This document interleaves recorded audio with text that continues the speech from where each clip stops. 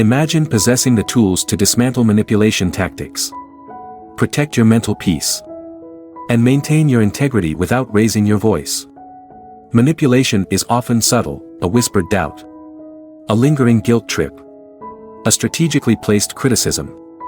Those who manipulate rely on confusion and emotional reactions to gain control over others. But you don't have to play by their rules. This guide will teach you how to recognize manipulation, reclaim your power, and respond with calculated strength. It's not about confrontation or revenge, but mastering your mind and actions to stay one step ahead. Prepare to discover the art of maintaining composure and outsmarting manipulators with quiet confidence. Chapter 1: Recognizing Manipulation Tactics. The first step to outsmarting manipulation is understanding the tactics used to exploit your emotions and decisions. Manipulators often rely on the following techniques. Guilt tripping, statements like, "After everything I've done for you," aim to make you feel indebted. Gaslighting, denying facts to make you question your memory or reality. For instance, "I never said that, you're imagining things." Blame shifting, avoiding accountability by redirecting blame. A common example is, "If you hadn't rushed me, I wouldn't have forgotten." How to counter these tactics? Pause and reflect. Ask yourself if their words are grounded in truth or designed to provoke guilt or confusion. Trust your perception. Manipulators thrive on self-doubt. Hold on to what you know to be true. Seek clarity. Respond with calm, factual statements to expose their inconsistencies. Understanding manipulation tactics gives you the clarity to recognize and disarm them before they take hold. Chapter 2: The Power of Emotional Detachment. Manipulators depend on emotional reactions to maintain control. If you react impulsively, you play into their hands. Emotional detachment allows you to remain calm and assess situations objectively. Steps to practice detachment. Pause before responding. Silence disrupts their strategy and gives you time to think. Remind yourself of your worth. Their words reflect their issues, not your value. Stay neutral. Avoid emotional highs or lows in your response. Instead of reacting to an accusation, reply with, "I need time to think about this." By detaching emotionally, you protect yourself from manipulation while appearing unshaken, which unsettles those trying to control you. Chapter 3: Mastering Reverse Psychology. Reverse psychology is a subtle yet effective way to outmaneuver manipulators without direct confrontation. It involves encouraging them to do the opposite of what they want, making them feel as though the decision is theirs. Examples of reverse psychology. If someone pressures you to agree, say, "Maybe this isn't the right time for me." Often, they will try harder to convince you, giving you the upper hand. When a manipulator insists on rushing a decision, reply with, "Perhaps I need more time to consider if this is the right choice." This places the focus back on your terms. Reverse psychology works because it shifts the dynamic. Manipulators believe they're in control, but you're quietly guiding the outcome in your favor. Chapter 4: Setting Firm Boundaries. Boundaries are your defense against manipulation. They define what behaviors you will and won't accept and send a clear message that you value your peace. How to establish boundaries. Be clear, "I'm not comfortable with that," or "This doesn't work for me." Be consistent. Manipulators may test your limits. Stand firm without wavering. Reinforce respect. Respecting yourself teaches others how to treat you. Boundaries are not about being difficult but about protecting your energy and maintaining balanced relationships. Chapter 5: Using Tactical Silence. Silence is a disruptor that unsettles manipulators. While they expect emotional reactions, your calm and measured silence shifts the power dynamic. How to use silence effectively. Create space in tense moments. Remain silent and composed. This forces the manipulator to fill the void, often revealing their true intentions. Pause for clarity before responding. Take a deep breath and consider the situation objectively.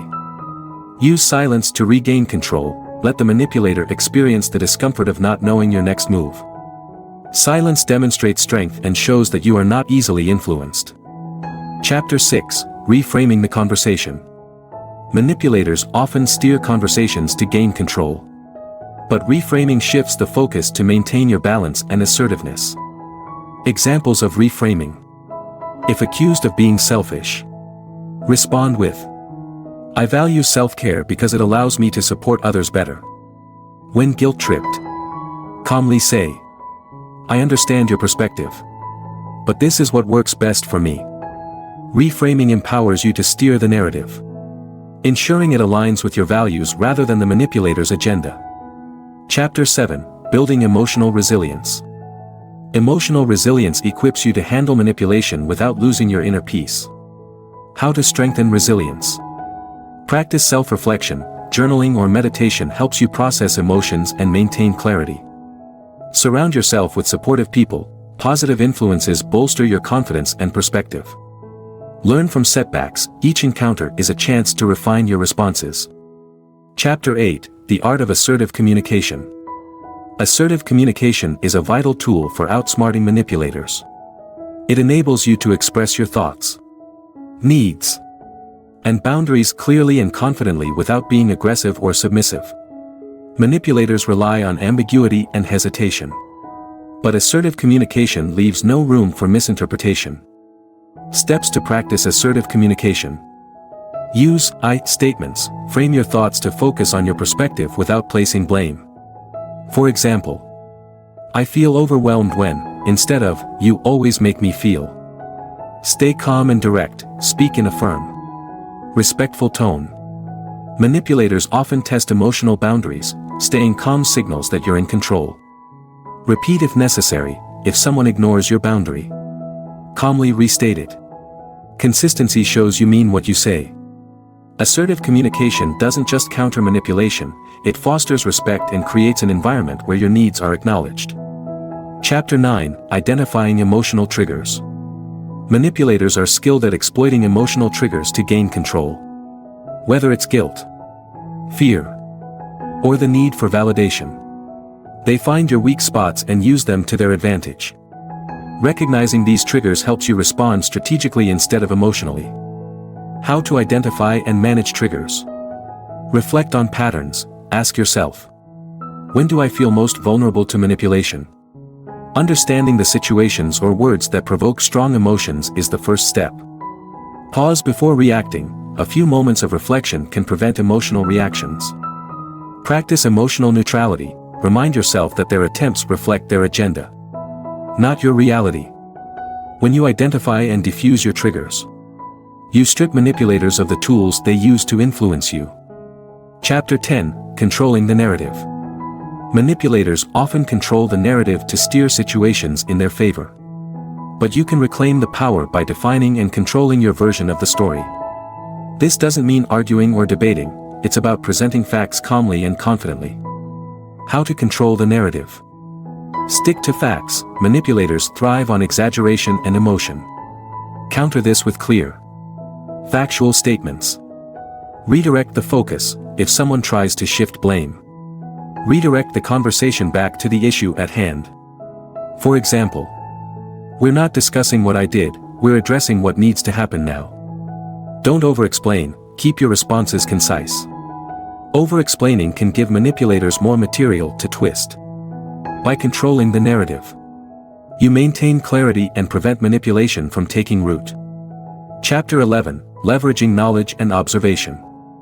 Knowledge is power, especially when dealing with manipulators. Observing their patterns, understanding their motivations, and staying informed about their tactics gives you the upper hand. Techniques to leverage knowledge. Watch for behavioral cues. Pay attention to body language, tone, and word choice. Learn their motivations, what drives them.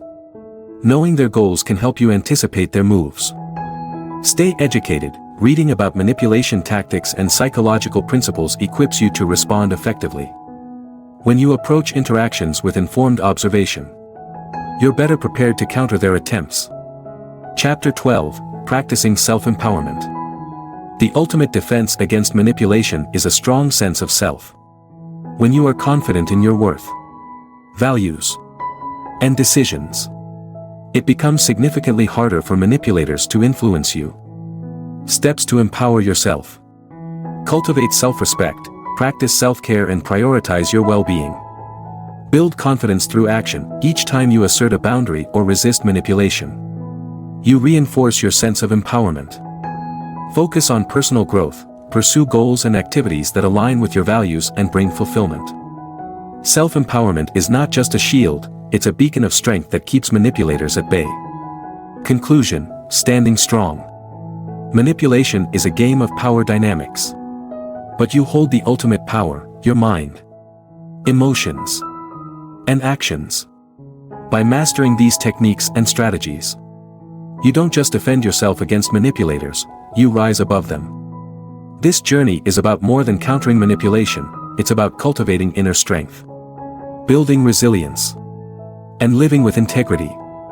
Each chapter equips you to recognize, counter, and outsmart manipulation while maintaining your peace and confidence. When you understand the tactics of manipulation and respond with calm, calculated strength, you take control of your narrative and your life. Stand strong, and let your clarity and resilience shine through.